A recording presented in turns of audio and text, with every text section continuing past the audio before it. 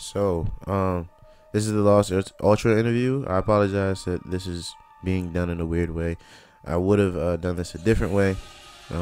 Preferably, I would have used the camera and stuff like that, but I couldn't. So how this interview will be different from the rest, I'll be reading my question, and then I'll be answering by reading her question as well. So, first question was, who are you, where are you from, and what do you do? Lost Ultra says, my name is Lost Ultra. I was born in Virginia, and I'm a female vocalist, producer, graphic designer, and videographer. Question 2. What made you start wanting to write music?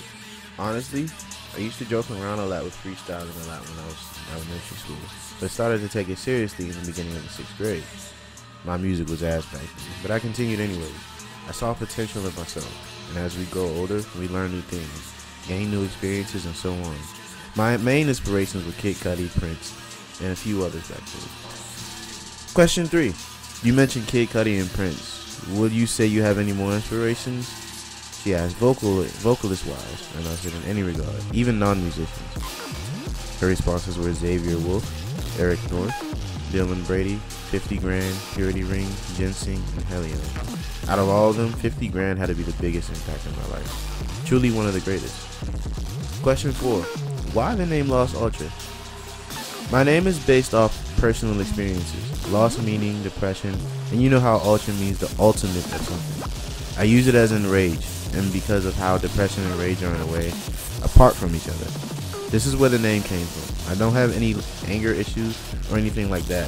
It's just all simply based off that experiences I've had in the past few months. Question 5, are you in any particular collective? Yes, I'm currently in Hell Trees, which I am also the founder of.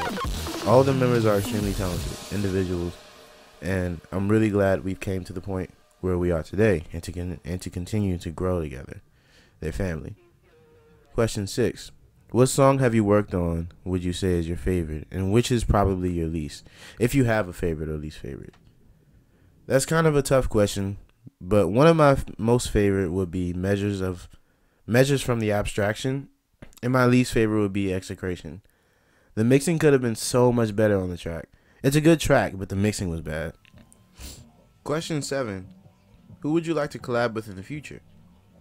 50 Grand, Xavier Wolf, Purity Ring, Waka Flocka Flame, along with a few others. Question 8. How would you classify your music? Alternative, not alternative rap, rock, metal, trap, or trap metal, just alternative.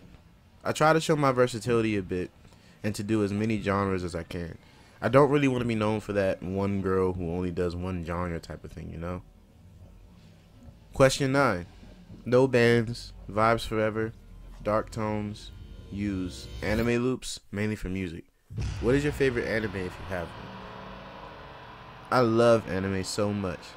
My faves are Sword Art Online, Naruto, Bleach, Rurouni Kenshin, Afro Samurai. They stopped making episodes for Afro, but it's still a really good show though. The movie was good as well. Question 10. Fashion in the underground is a big thing to an artist. What would you say is your personal fashion style? Depending on how I'm feeling, there's two sides of me fashion-wise. I sometimes like to dress in clothes more so 90s influence. It has this indie-like vibe and so on. The other is industrial influence. Examples would be from Tumblr girls, I guess, but you know. Question 7. On to a more serious subject. What is it like to deal with your identity in the underground scene? Just however you feel is suitable to address it. It's different. Some people are supportive and accepting of it, others aren't. A lot of guys in the race scene are honestly overly horny and degrading. To get some DMs like, hey baby girl, send me pics, or are you single, or things of that nature. I'm not saying this is all guys, but I have to deal with quite a few of them like that, unfortunately.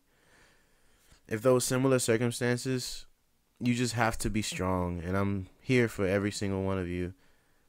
My DMs are always open to everybody. This doesn't just apply to other women, but simply for everyone. I'm always here for everyone who needs someone to talk to and so on. Question 12. Do you have any advice for other people with different identities that want to get into the music industry, especially the underground? Always be yourself. People will try to judge another human being regardless of their identity, characteristics, and so on. No one deserves to feel trapped into being something or someone they aren't. Do what makes you genuinely happy. Question 13.